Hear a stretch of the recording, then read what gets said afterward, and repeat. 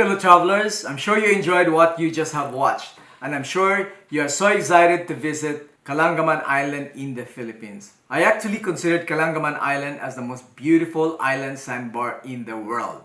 I've been to so many places. I've been to Indonesia, Malaysia, Thailand, and the Caribbean, and also I've lived in Hawaii, but I haven't seen an island as beautiful as Kalanggaman. Here's a little trivia, guys.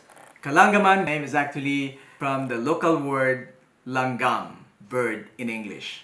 Why? Because the island is actually shaped like a bird when it's low tide. So here you go, that's a trivia for you guys. So when is the best time to visit Kalanggaman Island? So the best time is actually from March to May, which is like the dry season in the Philippines. Philippines has only two seasons, dry and wet.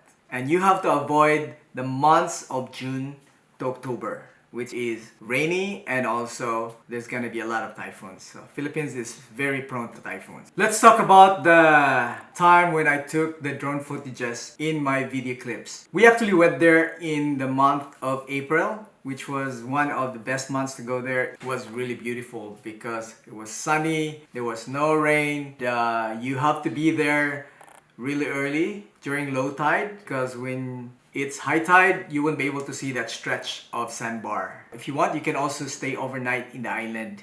You can actually camp there, or there's an accommodation. I think there's only one accommodation there, which is Tipi Cottages by Jeter Resort. So, but you have to call them. I will be putting all this information in the description below, all this info.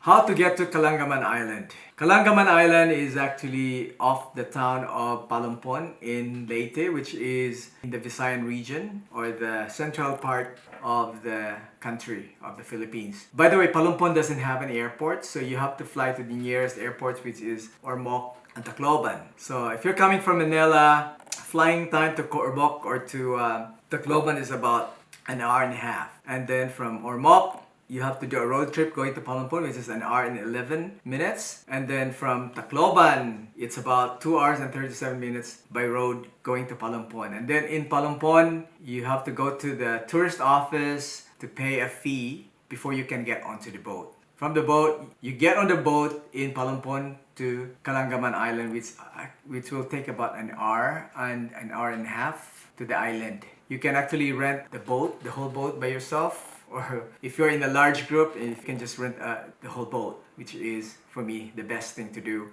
And also, you can also join the group tour, which you just have to pay for yourself, which is the cheapest.